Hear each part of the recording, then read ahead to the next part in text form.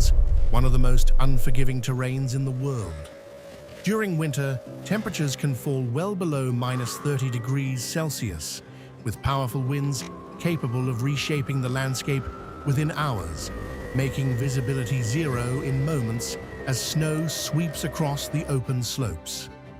In January 1959, 9 experienced Soviet hikers journeyed into this unforgiving landscape, beginning what was intended to be a challenging but carefully planned expedition.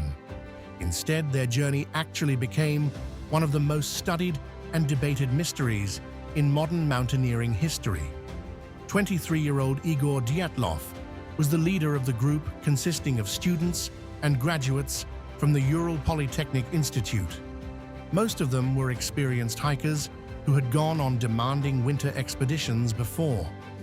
Their objective was to get to a Ural Mountain, which was a remote destination in the northern Urals that required careful navigation through forests, valleys, and exposed mountain terrain. Now, according to recovered expedition records and personal diaries, the group was in a positive mood during the early stages of the journey. They photographed one another, documented their progress, and recorded routine details that showed confidence rather than concern. A member of the expedition, Yuri Yudin, turned back because of illness before the group entered the most isolated section of the route. This decision, made purely on health ground, will later save his life and made him the only one to survive among the initial group. The remaining 9 hikers continued toward the mountain, maintaining their planned schedule as weather conditions gradually became more challenging. Hours passed, then days, and the group failed to send the expected communication after the expedition was scheduled to have been completed. Then friends and family started getting worried. Even though delays like this were not uncommon in remote winter expeditions, particularly when weather conditions forced changes to travel plans, fellow students and relatives still urged the government to send out search parties. So in late February 1959, the search team reached the area. What they found instantly prompted inquiries that would influence all subsequent investigations. The expedition tent was situated on the eastern flank of Kolatsiakl, a mountain whose Mansi name translates to Dead Mountain. Despite having some snow on it, the tent was still upright. Investigators saw that the fabric had been torn apart from the inside, indicating that instead of using the entryway, the occupants had left through the damaged wall. Individual gear was still inside: boots, food supplies, cameras, heavy winter clothes, and much of the equipment required to survive in bitter cold had been abandoned. There were footprints that led away from the campsite, suggesting that a number of the group had left on foot, many of them without enough clothes for the bitter cold. The traces progressively vanished under drifting snow after descending toward a wooded region about 1.5 kilometers from the camp. Near the border of the woodland, the first bodies were found under a big cedar tree. There was evidence that a fire had been started close by, indicating that at least some of the group had tried to stay warm after leaving the encampment.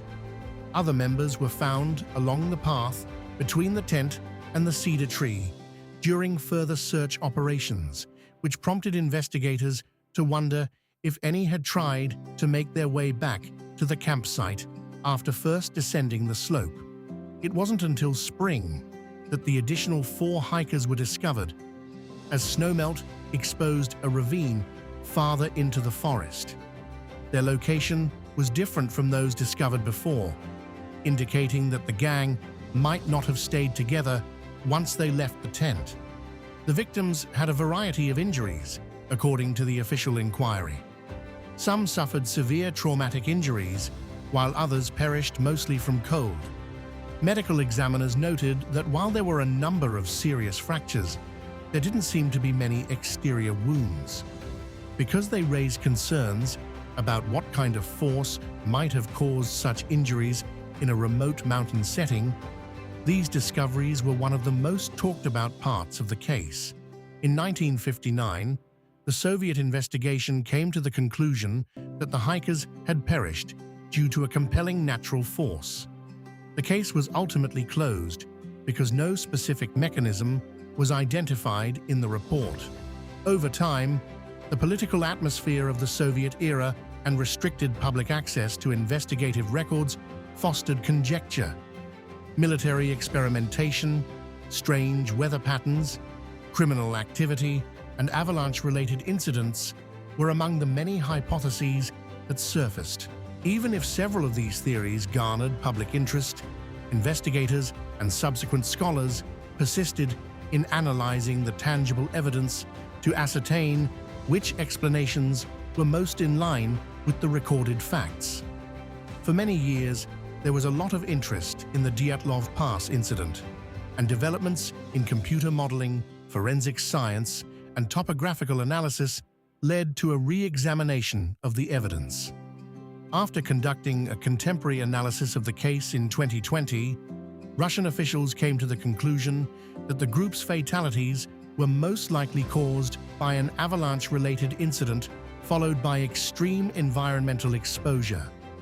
The decision to abandon the tent and some of the recorded injuries could be explained by a very minor slab avalanche on the hill, according to independent scientific research that was published around the same time. However, because crucial data was lost to time and the environment, researchers admitted that not every aspect of the tragedy could be recreated with absolute clarity. Historians, mountaineers, forensic scientists, and outdoor safety specialists are still researching the Dyatlov Pass incident more than 60 years after the expedition. The instance demonstrates the difficulty of examining events that take place in harsh conditions, where weather, topography, human decision-making, and time can all work together to obfuscate the historical record, rather than posing a single, unresolved question. The case's lasting value is found in the thorough analysis of the evidence, the willingness to reconsider conclusions as science progresses, and the understanding that even the most enigmatic historical events are best understood through methodical investigation rather than conjecture, even though the public's fascination frequently revolves around extraordinary theories. Thank you for watching another episode of Crime Matrix Reloaded. Please don't forget to like and subscribe to the channel. Also, click the notification bell to be notified when we upload another edition. Till next time, stay safe.